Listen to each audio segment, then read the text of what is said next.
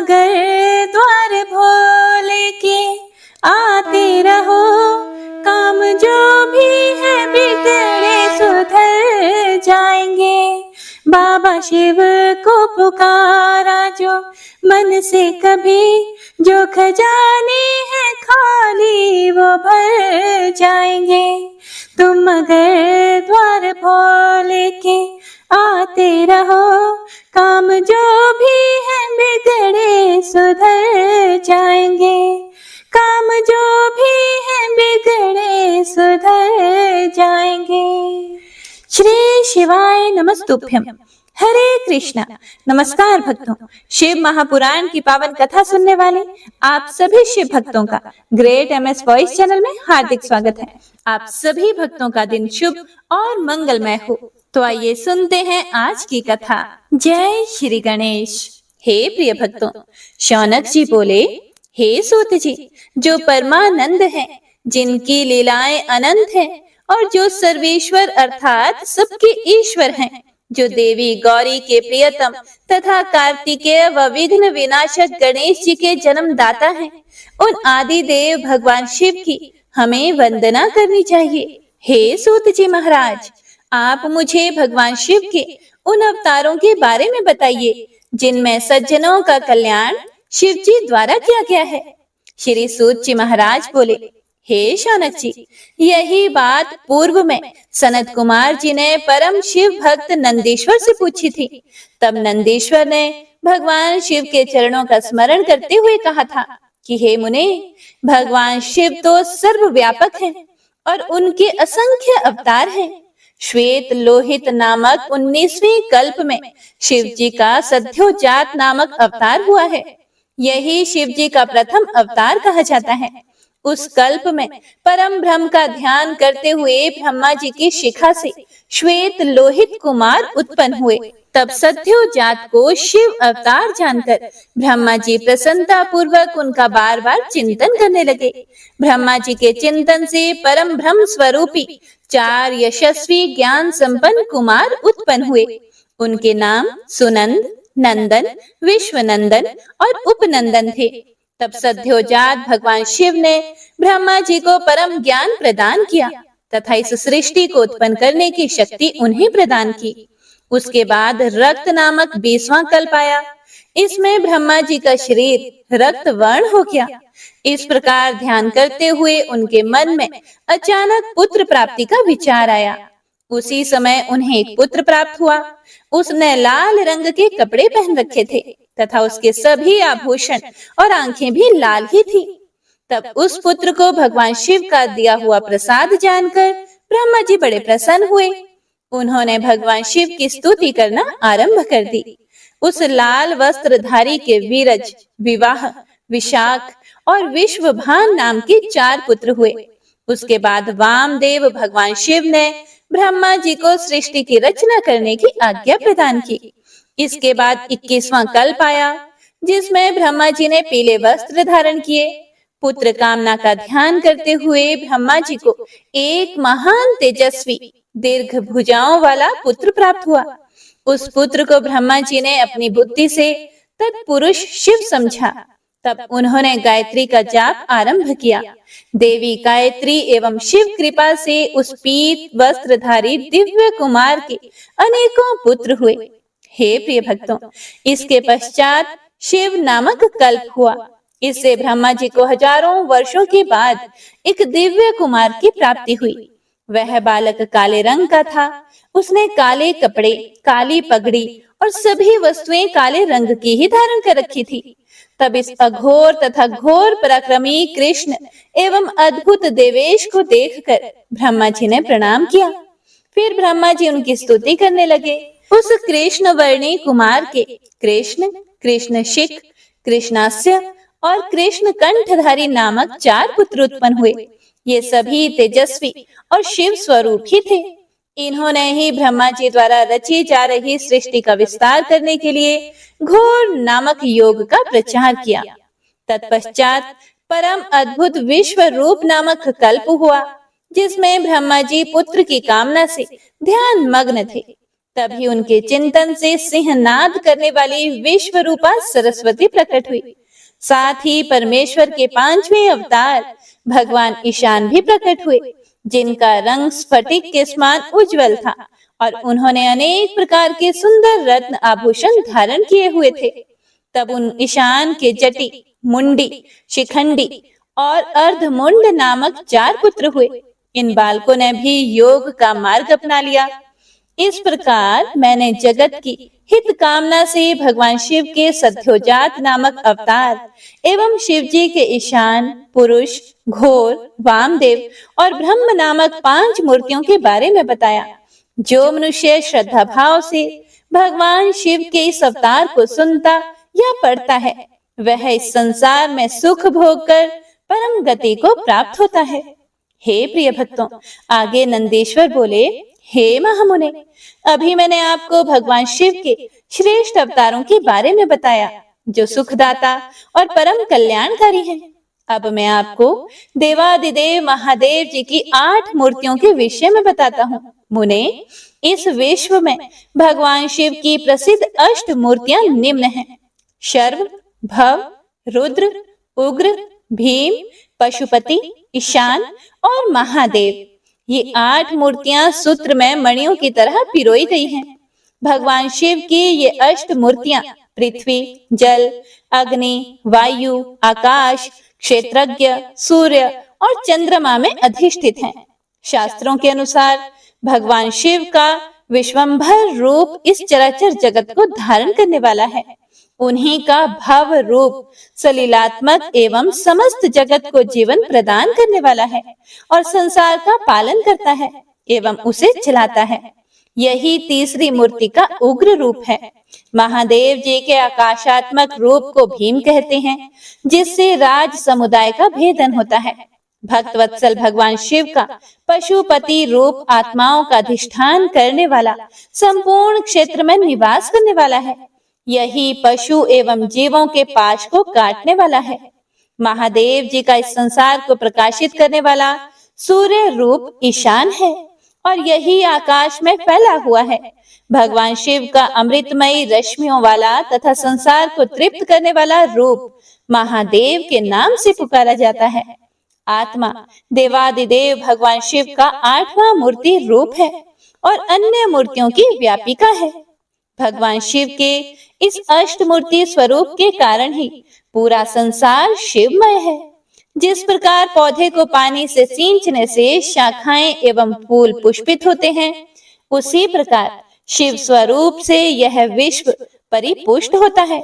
जिस प्रकार पिता पुत्र को देखकर हर्षित होता है, उसी प्रकार इस जगत के पिता भगवान शिव भी अपने भक्तों को हर्षित और प्रसन्न देखकर संतुष्ट होते हैं और उन्हें आनंद की प्राप्ति होती है।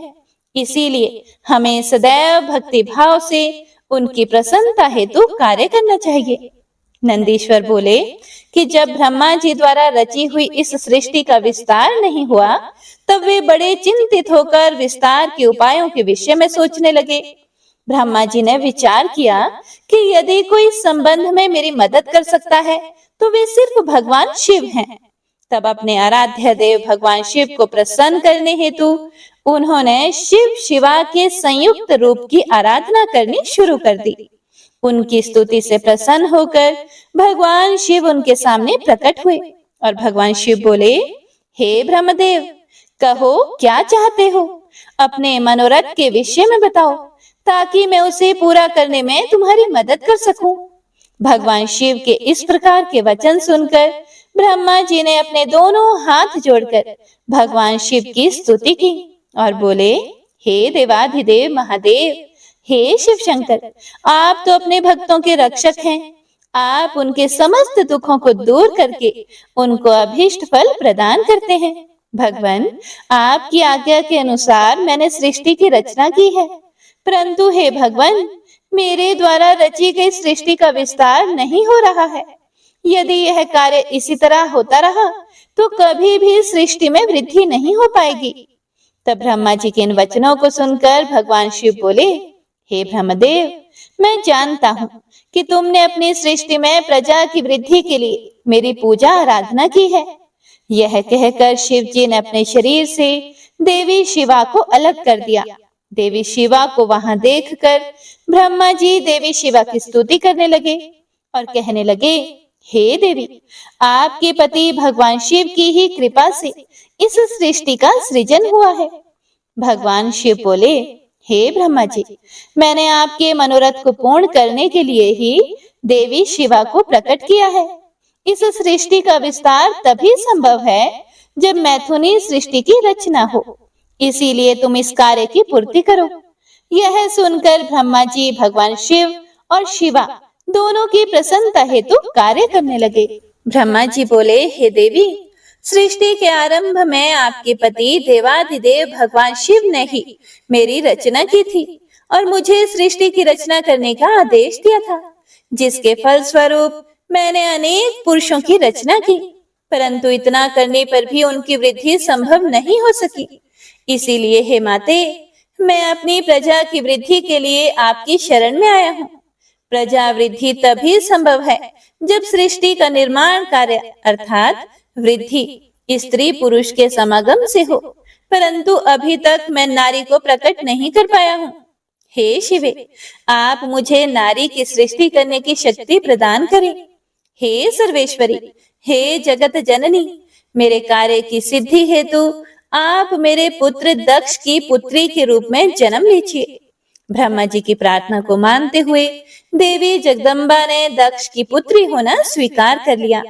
ऐसा कहकर देवी शिवा ने भगवान शिव के शरीर में प्रवेश कर लिया। उसके बाद शिव शिवा वहां से अंतर्ध्यान हो गए। तभी से शिव शिवा का अर्धनारीश्वर रूप विख्यात हुआ और इस संसार में स्त्री जाति की रचना संभव हुई। यह अर्धनारीश्वर स्वरूप वर्णन अत्यंत आनंददायक एवं मंगलकारी है। हे प्रिय भक्तों, नंदीश्वर आगे बोले कि अब मैं तुम्हें ऋषभ देव अवतार का वर्णन सुनाता हूँ। हे सर्वज्ञ सनत कुमार जी, एक बार ब्रह्मा जी से भगवान शिव बोले कि हे ब्रह्मदेव, 7वें मनवंतर में वाराह कल्प होगा। इसमें कल्पेश्वर भगवान प्रकट होंगे, जो तीनों लोकों को अपने दिव्य प्रकाश से आलोकित करेंगे और तुम वैवस्वत मनु के प्रपौत्र बनोगे। उन मनवंतर में 4 युग होंगे। द्वापर युग के अंत में मैं ब्राह्मणों की रक्षा करने और उनका हित करने हेतु अवतार धारण करूंगा। द्वापर युग में व्यास जी प्रभु का रूप धारण करेंगे। कलयुग के अंत में मैं देवी शिवा सहित श्वेत नामक ब्राह्मण मुनि के रूप में प्रकट होऊंगा। हिमालय पर्वत पर मेरे श्वेत, श्वेत शिख, श्वेताश्व और श्वेत लोहित नामक 4 शिष्य होंगे। मेरे ये शिष्य अविनाशी तत्व को जानकर जन्म मृत्यु के बंधनों से मुक्त हो जाएंगे। हिमालय के उच्च शिखर पर जब मैं अवतार लूंगा, उस समय ब्रह्मा जी मेरे शिष्य बनकर मुझसे अव्यय तत्व की शिक्षा लेंगे और मेरे परम भक्त बनकर मेरी आराधना करेंगे। द्वापर में प्रजापति सत्य तो कलयुग में सुतारी नाम से मुझे प्रसिद्धि मिलेगी। उस युग में दुंदुभि, शतरूप, त्रिशिक और केतु आदि वेदों के ज्ञाता मेरे प्रिय शिष्य होंगे। मेरे ये शिष्य ध्यान और योग के माध्यम से शिवलोक को प्राप्त करेंगे। द्वापर के तीसरे चरण में व्यास जी भार्गव के रूप में अवतरित होंगे और शिवलोक के पास दमन नाम से प्रसिद्ध होंगे। मेरे विशोक आदि नामक 4 पुत्र व्यास जी के शिष्य होंगे, जिन्हें मैं दृढ़ निवृत्ति का उपदेश दूंगा। उसके बाद चौथे द्वापर में अंगिराज व्यास होंगे और मैं सुहोत्र नाम से प्रकट होऊंगा। मेरे 4 पुत्र होंगे और वे चारों महात्मा बन जाएंगे। मेरे ये चारों पुत्र सुमुख, दुर्मुख, दुदर्भ और दुरति क्रम नाम से विख्यात होंगे। 5वें द्वापर में व्यास जी स्वीता नाम से प्रसिद्ध होंगे और मैं कंक नामक योगी व महान तपस्वी होऊंगा। तब मैं व्यास जी की सहायता करूंगा और उन्हें अर्थ मुक्ति के मार्ग का आश्रय दूंगा। 9वां द्वापर आने पर व्यास जी सारस्वत होंगे। तब मैं स्वयं ऋषभ नामक अवतार धारण करूंगा। पराशर, गर्ग, भार्गव तथा गिरीश मेरे शिष्य होंगे। ये चारों श्रेष्ठ योगी होंगे और सदा योग के मार्ग का ही अनुसरण करेंगे। अपने ऋषभ अवतार में मैं भद्रायु नाम के एक राजकुमार को जीवन दान दूंगा, जो कि विष द्वारा मर जाएगा। जब वह राजकुमार भद्रायु 16 वर्ष का होगा, उस समय मेरे अंश ऋषभ ऋषि उसके घर जाएंगे। जब वह राजकुमार श्रद्धा और भक्ति भावना से उनका पूजन करेगा, तब वे मुनि उसे राज धर्म का उपदेश देंगे। उसकी पूजा अर्चना से प्रसन्न होकर वे मुनि भद्रायु को दिव्य कवच, शंख तथा शत्रुओं का विनाश करने वाला खड्ग प्रदान करेंगे। और यही नहीं, वे उसके शरीर पर अद्भुत भस्म लगाकर उसे 12,000 हाथियों का बल भी प्रदान करेंगे। इस प्रकार भद्रायु को अनेकों वरदान और दिव्य वस्तुएं प्रदान करने के बाद वे वहां से चले जाएंगे। तब भद्रायु रिपु गणों को युद्ध में हराकर कीर्ति मालिनी नामक परम सुंदरी कन्या से विवाह करके धर्म पूर्वक राज्य करेगा। यही ऋषभ नामक नवा अवतार है। हे प्रिय भक्तों, ऋषभ चरित्र पवन पावन, महान तथा स्वर्ग, यश और आयु प्रदान करने वाला है। हे प्रिय भक्तों, भगवान शिव बोले, हे ब्राह्मण, 10वें द्वापर में त्रिधामा नामक व्यास मुनि होंगे, जो हिमालय के उच्च शिखर पर भृंगु नामक स्थान पर रहेंगे। उस अवतार में भी मेरे भृगु, बलबंधु, नरामित्र और केतु श्रृंग नामक 4 तपस्वी पुत्र होंगे। 11वां द्वापर आने पर त्रिवृत नामक व्यास होंगे और मैं कलिंग में गंगा के द्वापर में तप नाम से प्रकट होऊंगा। और लंबोदर, लंबादा, केशलंब और प्रलंबक नामक मेरे 4 पुत्र होंगे। ये चारों दृढ़वर्ती होंगे। उसके बाद 12वां द्वापर आएगा। इसमें शततेजा मुनि व्यास होंगे और मैं अत्रि नामक अवतार धारण करूंगा। उस समय सर्वज्ञ, समबुद्धि, साध्य और शर्व नाम के मेरे 4 पुत्र होंगे। ये महायोगी होंगे और निवृत्ति के मार्ग का अनुसरण करेंगे। 13वें द्वापर में व्यास धर्म स्वरूप नारायण होंगे और मैं गंधमादन पर्वत पर बालखिल्य आश्रम में जन्म लेकर महामुनि बलि के नाम से जाना चाहूंगा। तब सुधामा, कश्यप, वशिष्ठ और विरजा मेरे पुत्र होंगे। वहीं 14वें द्वापर युग में व्यास जी दक्ष बनकर और मैं गौतम के रूप में अवतरित होऊंगा। 15वां द्वापर आने पर मैं हिमालय के वेद शीर्ष नामक पर्वत पर सरस्वती नदी के उत्तरी तट पर वेद शिरा का रूप धारण करूंगा। 16वां द्वापर युग आने पर व्यास जी देव नाम धारण करेंगे और मैं गोकर्ण नामक वन में गोकर्ण बनकर जन्म लूंगा। 17वें द्वापर युग में व्यास देव कृतंजय होंगे। मैं गुहावासी नाम से अवतार लूंगा। 18वां द्वापर आने पर मैं शिखंडी पर्वत पर, जहाँ शिखंडी वन है, वहाँ शिखंडी नाम से अवतरित होऊंगा। 19वें द्वापर युग में महामुनि भारद्वाज व्यास होंगे और मैं माली नाम से हिमालय के शिखर पर जन्म लूंगा। 20वां द्वापर आने पर व्यास जी, गौतम और मैं अठास नाम से अवतार धारण करेंगे। 21वें द्वापर युग में मैं दारुक नाम से पैदा होऊंगा और मेरे नाम से उस स्थान का नाम दारू वर्ण हो जाएगा। 22वां द्वापर युग आने पर व्यास जी सुषमायण के रूप में अवतार लेंगे और मैं वाराणसी में लांगली भीम के अवतार के रूप में प्रकट होऊंगा। 23वें द्वापर में व्यास त्रिणा बिंदु मुनि होंगे। तब मैं कालिंजर नामक पर्वत पर श्वेत नाम से उत्पन्न होऊंगा। 24वें द्वापर में यक्ष व्यास होंगे। तब मैं शूली नामक महायोगी के रूप में जन्म लूंगा। जब 25वां द्वापर युग आएगा, उस समय शक्ति नाम से व्यास अवतार धारण करेंगे और मैं मुंडेश्वर नाम से प्रकट होऊंगा। 26वें द्वापर में पराशर व्यास होंगे और मैं भद्रवट नगर में सहिष्णु के रूप में अवतरित होऊंगा। 27वां द्वापर आने पर मैं सोम शर्मा नाम से प्रभास नामक तीर्थ में अवतार धारण करूंगा। उस समय व्यास जी जातुकर्ण्य नाम से प्रसिद्ध होंगे। 28वें द्वापर युग में भगवान श्री हरि विष्णु पराशर के पुत्र के रूप में जन्म लेंगे और उनका नाम द्विपायन व्यास होगा। उस समय श्री कृष्ण अपने छठे अंश से वसुदेव के पुत्र के रूप में जन्म लेकर वासुदेव नाम से जगत प्रसिद्ध होंगे। तब मैं लकुली के नाम से प्रकट होऊंगा। हे प्रिय भक्तों, इस प्रकार देवादिदेव भगवान शिव ने मनवंतर के चतुर्युगियों के योगेश्वतारों का वर्णन किया। इन 28 योगेश्वतारों में उनके 4 परम प्रिय शिष्य होंगे, जो शरीर पर भस्म और मस्तक पर त्रिपुंड, गले में रुद्राक्ष की माला धारण किए होंगे। ये शिष्य विद्वान और भक्त होंगे।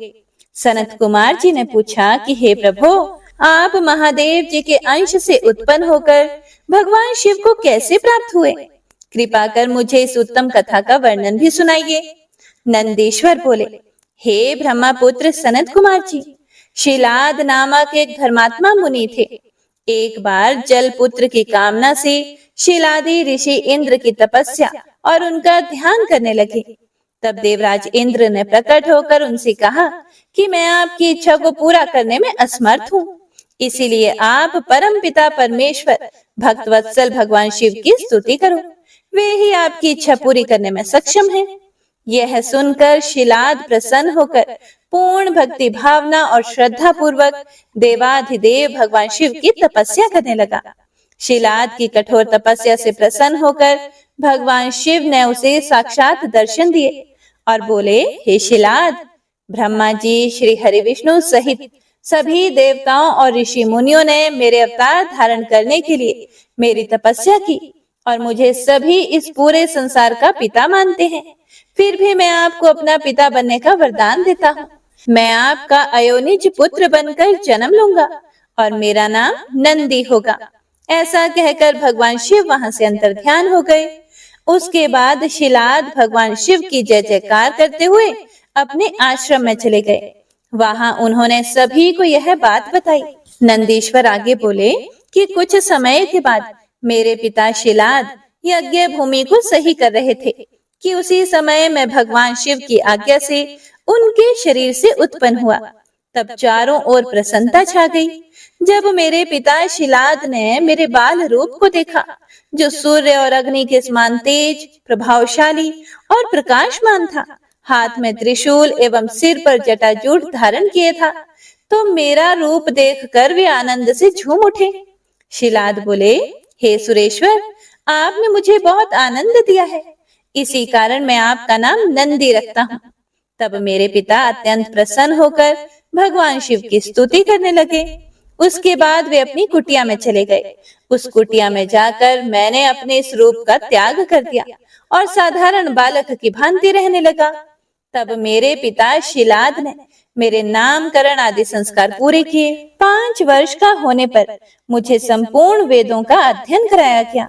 जब मैं 7 वर्ष का हुआ तो देवाधिदेव भगवान शिव की आज्ञा से मित्र और वरुण नामक मुनि मुझे देखने मेरे आश्रम में आए।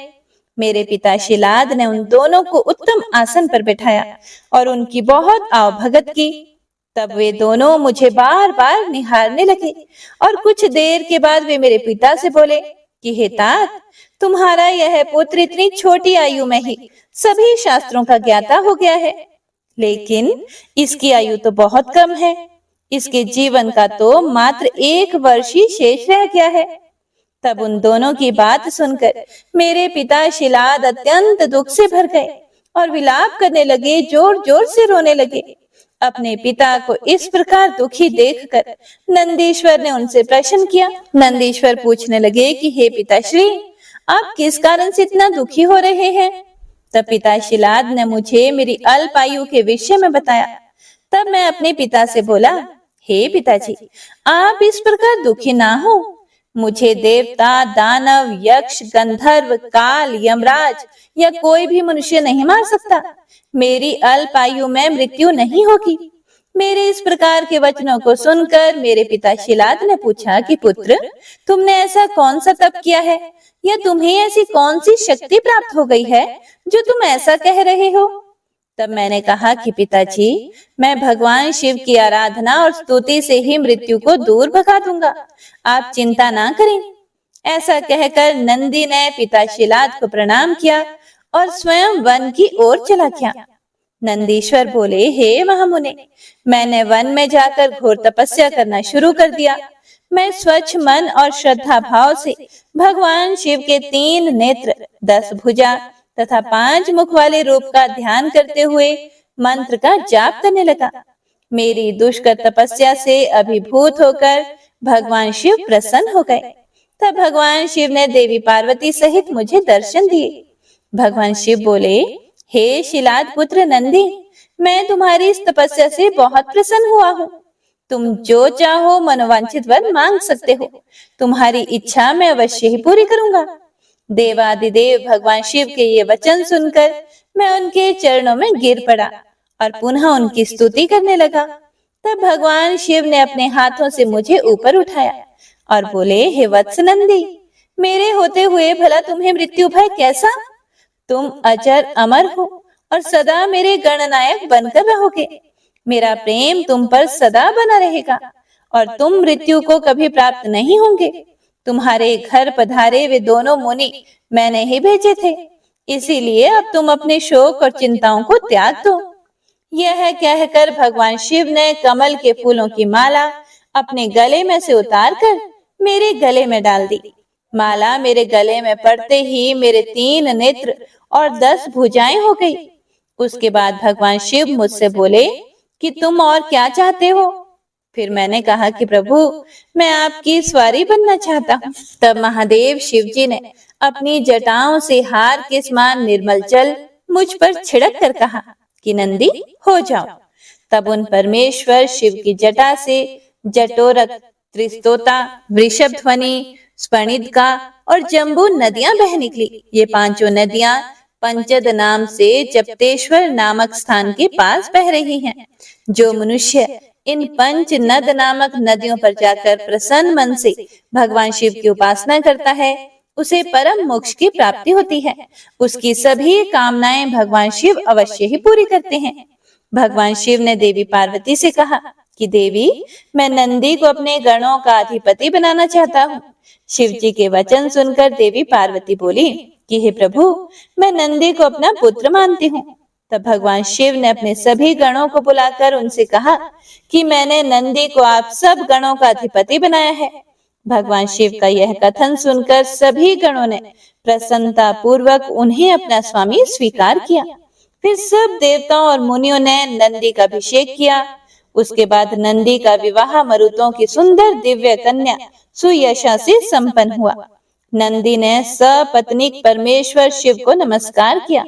महादेव जी ने नंदी को ऐश्वर्य संपन्न, महायोगी, महान धनुर्धारी, अजय और महाबली होने का आशीर्वाद प्रदान किया।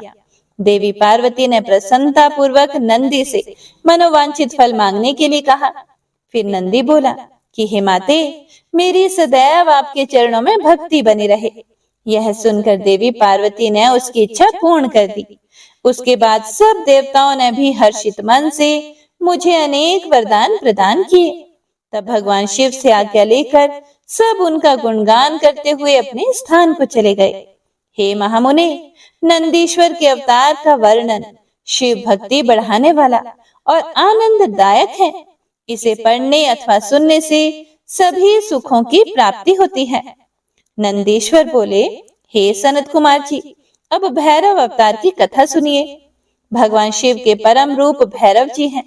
एक समय की बात है, ब्रह्मा जी सुमेरु पर्वत पर बैठकर ध्यान में मगन थे।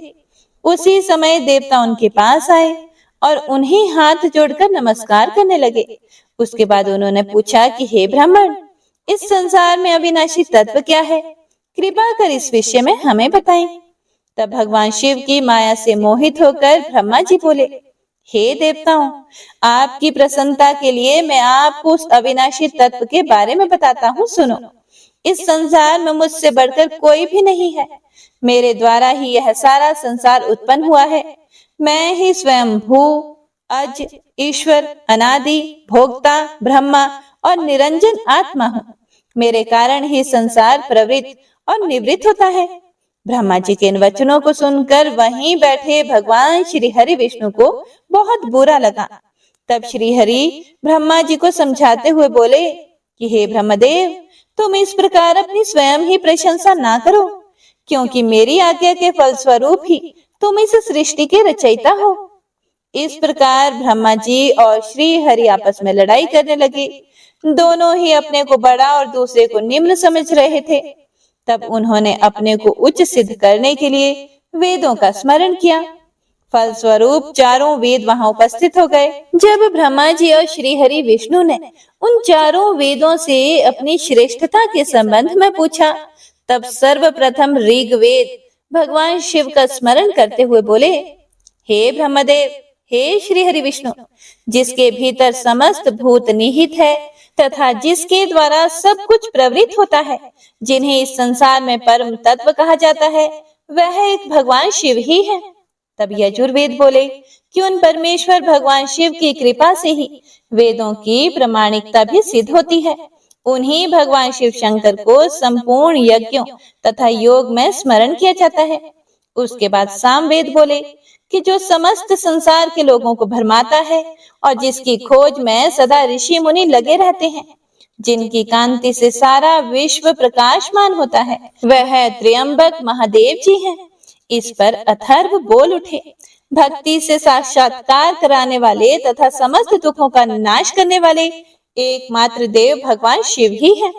वेदों द्वारा कहे गए इन वचनों को सुनकर ब्रह्मा और विष्णु बोले, हे वेदों, तुम्हारे वचनों से सिर्फ तुम्हारी अज्ञानता ही झलकती है। भगवान शिव तो सदा नंगे रहते हैं, अपने शरीर पर भस्म धारण करते हैं। उनके सिर पर जटाजूट और गले में रुद्राक्ष है। वे सर्पों को भी धारण करते हैं। भला शिव को परम तत्व कैसे कहा जा सकता है? उन्हें परम ब्रह्म किस प्रकार माना जा सकता है?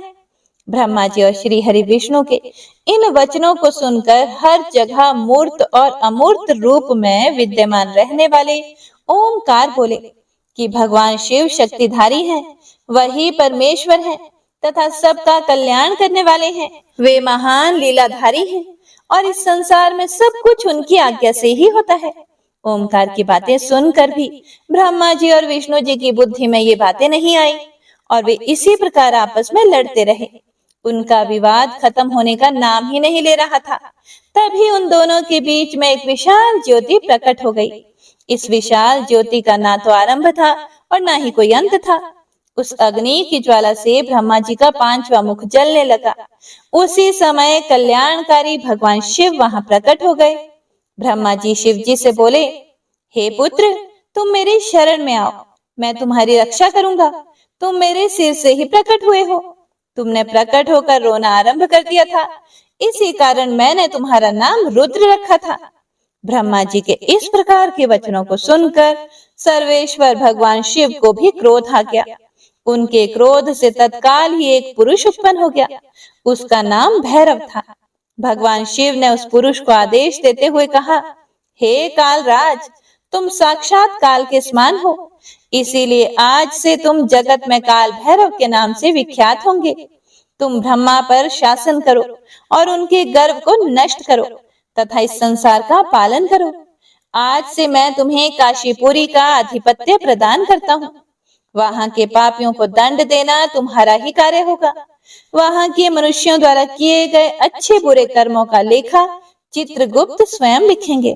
भगवान शिव के इस आदेश को काल भैरव ने प्रसन्नता पूर्वक ग्रहण किया।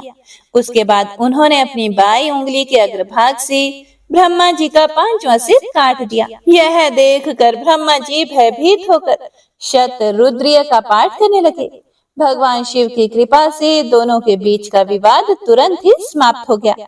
उन्हें शिव जी का अपमान करने पर अत्यंत पछतावा होने लगा। भगवान शिव तो भक्तवत्सल हैं और अपने भक्तों का सदैव कल्याण करते हैं। उन्होंने ब्रह्मा जी और विष्णु जी को भी क्षमा करके उन्हें अभय प्रदान कर दिया। उसके बाद भगवान शिव ने काल भैरव को आज्ञा प्रदान की कि वे सदा ब्रह्मा और विष्णु का आदर करें और पापियों को दंड प्रदान करें। हे प्रिय भक्तों, नंदीश्वर बोले, हे सनत कुमार जी, भगवान शिव का आशीर्वाद पाकर भैरव जी कालों के भी काल हुए। उन्होंने अपने प्रभु भगवान शिव की आज्ञा से कापालिक व्रत को धारण किया। काल भैरव हाथ में कपाल लेकर काशी नगरी की ओर चल दिए, परंतु ब्रह्महत्या नामक कन्या उनके पीछे लग गई। एक दिन जब काल भैरव कापालिक वेश धारण करके भगवान नारायण के स्थान पर गए, तब त्रिनेत्रधारी भगवान शिव के भैरव रूप को आता हुआ देखकर सब देवताओं और ऋषि मुनियों ने हाथ जोड़कर उन्हें प्रणाम किया और उनकी स्तुति करने लगे। भगवान विष्णु ने अपनी प्रिया देवी लक्ष्मी से कहा, हे देवी, आज हम दोनों धन्य हो गए जो हमने भगवान शिव के काल भैरव रूप का दर्शन किया। इन्हीं ने इस पृथ्वी को धारण कर रखा है। यह भगवान शिव ही शरणागतों को शांति प्रदान करने वाले तथा सभी तत्वों से युक्त हैं। यही सब प्राणियों के अंतर्यामी और अपने भक्तों को सब कुछ प्रदान करने वाले और उनकी कामनाओं को पूरा करने वाले हैं। इनके दर्शनों से ही मनुष्य सब बंधनों से मुक्त हो जाता है। काल भैरव जी को इस प्रकार भिक्षा मांगते हुए देखकर भगवान श्री हरि विष्णु ने उनसे प्रश्न किया कि हे भगवान, आप तो तीनों लोकों का राज्य प्रदान करने वाले हैं, भला आपको भिक्षा मांगने की क्या आवश्यकता पड़ गई? तब विष्णु जी के इस प्रकार के वचनों को सुनकर काल भैरव जी बोले, हे नारायण, मैंने ब्रह्मा जी के 5वें सिर को काट दिया था, इसीलिए अपने द्वारा किए गए पाप का पश्चाताप करने हेतु मैं यह कर रहा हूँ। तब काल भैरव के इन वचनों को सुनकर भगवान विष्णु बोले, हे भैरव, आप तो समस्त दुखों का नाश करने वाले विघ्नहर्ता हैं। आप सदा ही लीलाएं करते रहते हैं। तब देवी ने भिक्षा के रूप में मनोरथी नाम की विद्या भैरव जी के भिक्षा पात्र में डाल दी।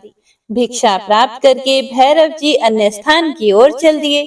तभी विष्णु जी ने भैरव जी के पीछे जाती हुई ब्रह्म हत्या को देखा और उससे कहा कि वह शिव जी का पीछा छोड़ दे। परंतु ब्रह्म हत्या ने कहा कि इस बहाने ही मैं शिव जी की सेवा करती हूँ। यह कहकर ब्रह्म हत्या फिर भैरव जी का पीछा करते हुए काशी नगरी के पास आ गई।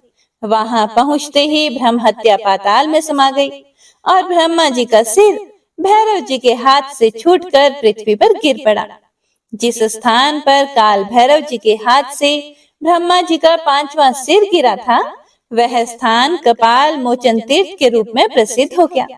जब तक भैरव जी पूरी पृथ्वी का भ्रमण करके काशी नहीं पहुंचे, उनके हाथ में ब्रह्मा जी का सिर चिपका रहा और काशी पहुंचते ही वह छूट गया। इसीलिए काशी नगरी को पाप नाशिनी माना जाता है और यह सत्पुरुषों द्वारा सदा सेवनीय है। जो मनुष्य शुद्ध हृदय से कपाल मोचन भैरव जी का स्मरण करता है, उसके जन्म जन्मांतरों के पाप नष्ट हो जाते हैं। कपाल मोचन तीर्थ में जाकर विधि पूर्वक पिंडदान और देव पितृ तर्पण करने से मनुष्य ब्रह्म हत्या के पाप से भी छुटकारा पा लेता है। प्रतिदिन भैरव जी का दर्शन करने से मनुष्य के समस्त पापों का नाश हो जाता है। काशी में रहने वाला जो पुरुष कृष्णाष्टमी के दिन या मंगलवार को भैरव जी के दर्शन करता है, उसके सभी पाप नष्ट हो जाते हैं। हे प्रिय भक्तों, आगे नंदेश्वर बोले कि हे प्रभु, अब मैं आपको नृसिंह लीला वर्णन सुनाता हूँ। शार्दुल नामक भगवान शिव के अवतार के बारे में मैं तुम्हें बताता हूँ। कल्याणकारी भगवान शिव ने एक बार अग्नि के समान जलते हुए शरभ रूप को भी धारण किया था। वैसे तो भगवान शिव अपने भक्तों की रक्षा करने और उनका कल्याण करने हेतु अनेक अवतार धारण करते हैं, जिनकी गणना करना असंभव है। एक बार अपने द्वारपालों जय विजय को दिए गए शाप के कारण वे दोनों दीति पुत्र कश्यप जी के पुत्रों के रूप में उत्पन्न हुए। पहला पुत्र हिरण्यकश्यपु और दूसरा हिरण्याक्ष रूप में विख्यात हुआ। इन दोनों ने घोर तपस्या करके ब्रह्मा जी से वरदान प्राप्त कर लिया और पूरे संसार में उपद्रव करना आरंभ कर दिया। वे किसी से नहीं डरते थे और ऋषि मुनियों और देवताओं के शत्रु बनकर उन्हें सदैव नुकसान पहुंचाते थे। उन्होंने शोणित नगर को अपनी राजधानी बनाया था और तीनों लोकों पर विजय का लक्ष्य बनाकर निरंतर युद्ध में लगे हुए थे। वे बहुत पापी और दुराचारी हो गए थे। इस प्रकार उनके पाप दिन प्रतिदिन बढ़ते ही जा रहे थे। तब ब्रह्मा जी और सब देवताओं ने भगवान श्री हरि विष्णु से प्रार्थना की कि वे उन्हें हिरण्यकश्यपु के अत्याचारों से मुक्त कराएं। हिरण्यकश्यपु ने अपने पुत्र प्रहलाद को भी मारने का प्रयत्न किया, क्योंकि प्रहलाद भगवान विष्णु का परम भक्त था और अपने पिता हिरण्यकश्यपु को भी सदा विष्णु जी की शरण में जाने की सलाह देता था। जबकि हिरण्यकश्यपु अपने आगे किसी को कुछ नहीं समझता था।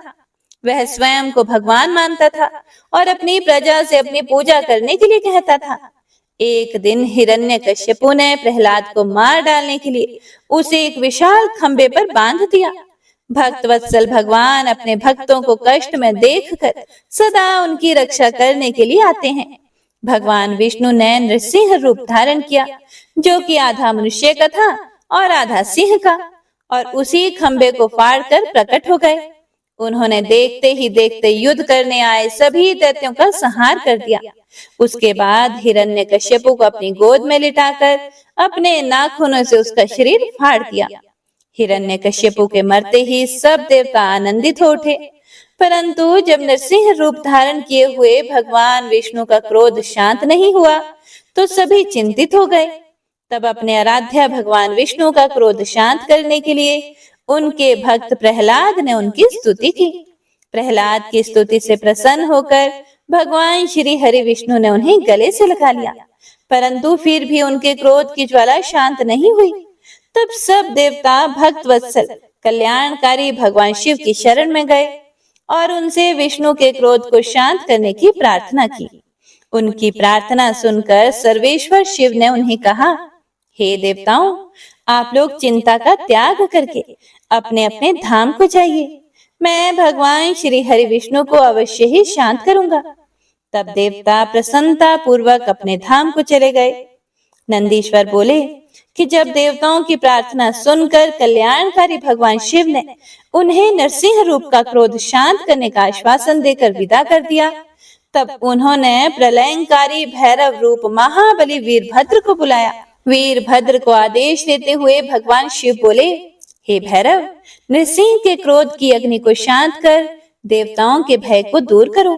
यदि वे आपके समझाने से ना माने तो आप मेरे भाव भैरव का रूप दिखाकर उन्हें शांत करना। भगवान शिव की आज्ञा का पालन करते हुए भैरव तुरंत ही नरसिंह जी का क्रोध शांत करने के लिए चल पड़े।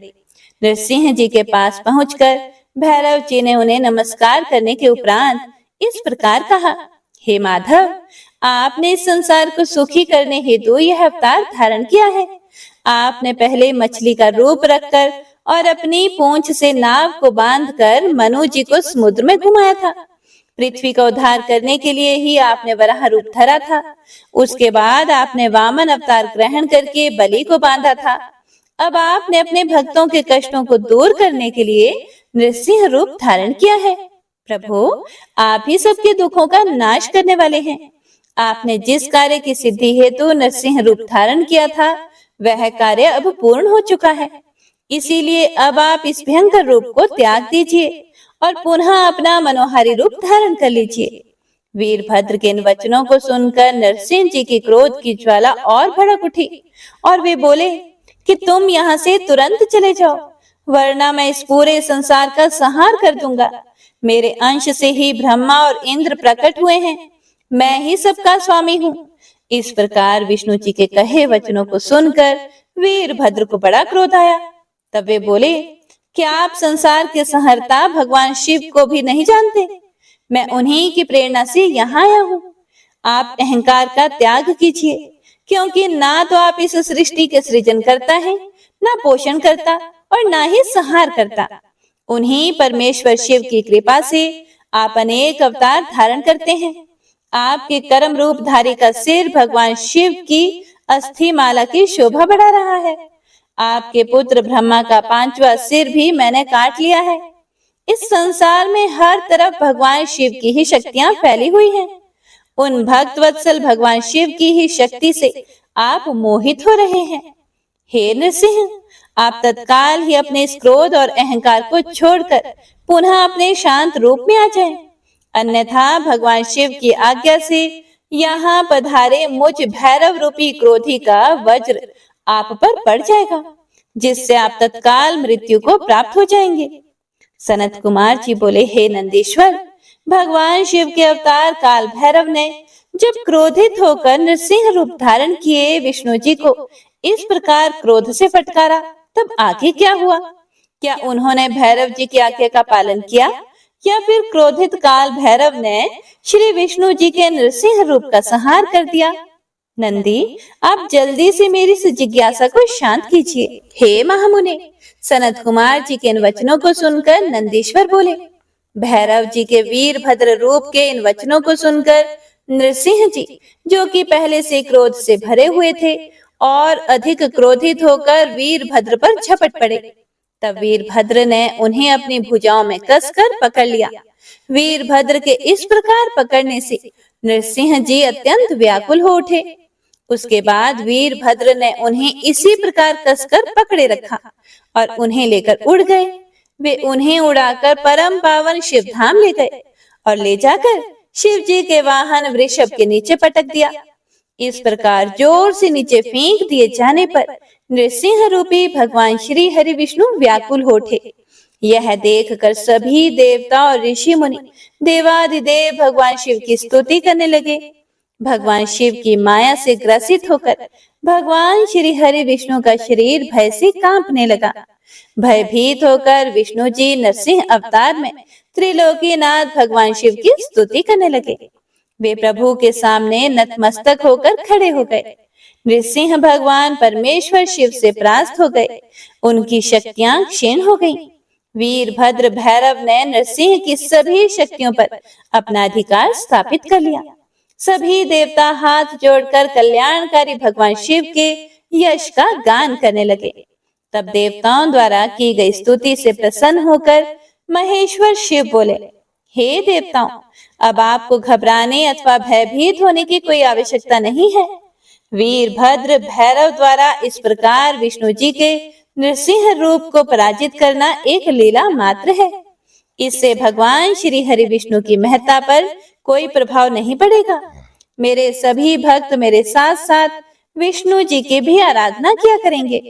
यह कहकर भगवान शिव नृसिंह जी के शरीर को अपने साथ लेकर कैलाश पर्वत पर चले गए। तब भगवान शिव ने अपनी मुंडमाला में नृसिंह का मुख भी शामिल कर लिया। श्री शिवाय नमस्तुभ्यम। हे प्रिय भक्तों, तो आज की कथा में बस इतना ही। इससे आगे का वृतांत आप सभी भक्तजन अगले अध्याय में जरूर सुनिएगा। तो आइए अब सुनते हैं शिव चालीसा। जय गणेश गिरिजा सुवन, मंगल मूल सुजान, कहत अयोध्या दास तुम, देहु अभय वरदान। जय गिरिजापति दीन दयाला, सदा करत संतन प्रतिपाला। भाल चंद्रमा सोहत नीके, कानन कुंडल नागफनी के। अंग गौर शिर गंग बहाए, मुंड माल तन चार लगाए। वस्त्र खाल बागंबर सोहे, छवि को देखी नागमन मोहे। मैना मातु की हवे दुलारी, बाम अंग सोहत छवि न्यारी। कर त्रिशूल सोहत छवि भारी, करत सदा शत्रुन क्षयकारी। नंदी गणेश सोहे तह जैसे, सागर मध्य कमल है जैसे। कार्तिक श्याम और गण राव, या छवि को कही जात न काओ। देवन जब ही जाए पुकारा, तभी दुख प्रभु आप निवारा। किया उपद्रव तारक भारी, देवन सब मिली तुम ही जुहारी। तुरत षडानन आप पठायो, लव निमेष महामारी गिरायो। आप जलंधर असुर सहारा, सुयश तुम्हार विदित संसारा। त्रिपुरासुर सन युद्ध मचाई, सब ही कृपा कर लीन बचाई। किया तप ही भागीरथ भारी, पूरब प्रतिज्ञा तासु पुरारी। दानिन मह तुम सम कोई नाही, सेवक स्तुति करत सदाही। वेद नाम महिमा तव गाई, अकथ अनादि भेद नहीं पाई। प्रकटी उधती मंथन में ज्वाला, जरत सुरासुर भय विहाला। किन्हीं दया तह करी सहाय, नीलकंठ तब नाम कहाई। पूजन रामचंद्र जब किन्हा, जीत के लंका विभीषण दिन्हा। सहस कमल में हो रहे धारी, किन्ह परीक्षा तभी पुरारी। एक कमल प्रभु राखे जोई, कमल नयन पूजन चह सोई। कठिन भक्ति देखी प्रभु शंकर, भय प्रसन्न दिए इच्छित वर। जय जय जय अनंत अविनाशी, करत कृपा सबके घटवासी। दुष्ट सकल नित मोहि सतावे, भ्रमत रहूं मोहि चैन न आवे। त्राहि त्राहि मैं नाथ पुकारो, यही अवसर मोहि आन उबारो। लई त्रिशूल शत्रुन को मारो, संकट से मोहि आन उबारो। मात पिता भ्राता सब होई, संकट में पूछत नहीं कोई। स्वामी एक है आस तुम्हारी, आए हरहु मम संकट भारी। धन निर्धन को देत सदाही, जो कोई जांचे सो फल पाही। स्तुति के ही विधि करें तुम्हारी, क्षमु नाथ अब चूक हमारी। शंकर हो संकट के नाशन, मंगल कारण विघ्न विनाशन। योगी यति मुनि ध्यान लगावे, शारद नारद शीश नवावे, नमो नमो जय नमः शिवाय, सूर ब्रह्मादिक पार न पाए, जो यह पाठ करे मन लाए, ता पर होत है शंभु सहाय। ऋणिया जो कोई हो अधिकारी, पाठ करे सो पावन हारी, पुत्रहीन कर इच्छा जोई, निश्चय शिव प्रसाद ते ही होई। पंडित त्रयोदशी को लावे, ध्यान पूर्वक होम करावे, त्रयोदशी व्रत करे हमेशा, ताके तन नहीं रहे कलेशा। धूप दीप नैवेद्य चढ़ावे, शंकर सम्मुख पाठ सुनावे, जन्म जन्म के पाप नसावे, अंत धाम शिवपुर में पावे। कहे अयोध्या दास आस तुम्हारी, जानी सकल दुख हरहु हमारी। नित नेम कर प्रातः ही, पाठ करो चालीसा, तुम मेरी मनोकामना, पूर्ण करो जगदीश। मगसर छठी हेमंत ऋतु, संवत 64 जान, अस्तुति चालीसा, शिव ही पूर्ण कील कल्याण। ओम नमः शिवाय।